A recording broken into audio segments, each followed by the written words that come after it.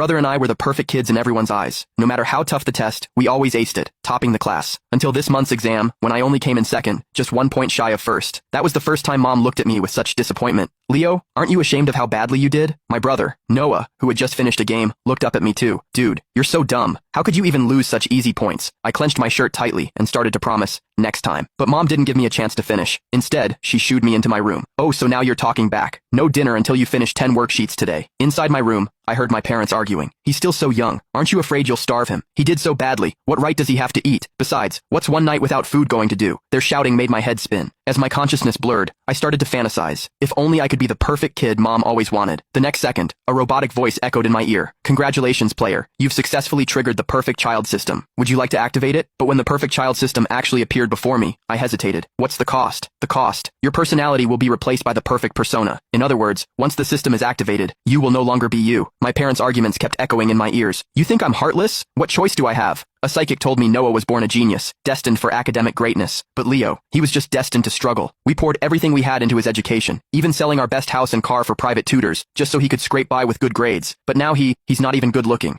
and his grades aren't outstanding. What if he can't find a partner when he's older? David, I'm worried. Mom's sorrowful cries mixed with Dad's angry voice, but I couldn't hear them anymore. No wonder our big mansion from childhood had shrunk into a cramped apartment. No wonder Dad came home later and later, constantly working overtime at the office. No wonder Mom, who used to be so vain, had more and more wrinkles on her beautiful face and more gray hairs. No wonder Noah's game consoles became fewer and fewer, and he often looked at me with regret. It was all because of me. I was the one hurting them. Even though there was only emptiness before me, I still nodded firmly into the air. I agree to activate the perfect child system. All right, deducting all assets from the player. I instinctively tried to interrupt. Wait, can I keep $500? The system's voice showed a hint of impatience. Bargaining is prohibited. I clenched my crumpled shirt and slowly spoke. Please, I beg you, tomorrow is my mom's birthday. For the last time, I want to give her a gift. After a long silence, the system replied, fine, it's almost New Year anyway, so I'll waive those $500. Also, your personality will disappear after tomorrow. Say your goodbyes to everyone you love as soon as possible. I nodded, understanding. After the system vanished, I heard knocking at my door, mixed with curses. What? You get mad just because I yell at you a bit? How old are you, still acting like a child? Fine, you won't open up, huh? I'm taking this stuff away, starve to death for all I care. Honestly, I must have owed you in a past life, but I still didn't dare open the door. I was afraid that if I saw Mom, I wouldn't be able to stop crying, wouldn't be able to beg the system to give up the activation. So, it wasn't until the TV sounds also disappeared that I dared to open the door. It was dark outside, and no one was there. On the dinner table was a steaming bowl of rice, piled high with all my favorite dishes. Next to it were my favorite fruits. I clamped my hand over my mouth, preventing my sobs from escaping. The next morning, I planned to wear my brand new school uniform to say goodbye to my friends. But when Mom saw the clothes I was wearing, her face instantly darkened.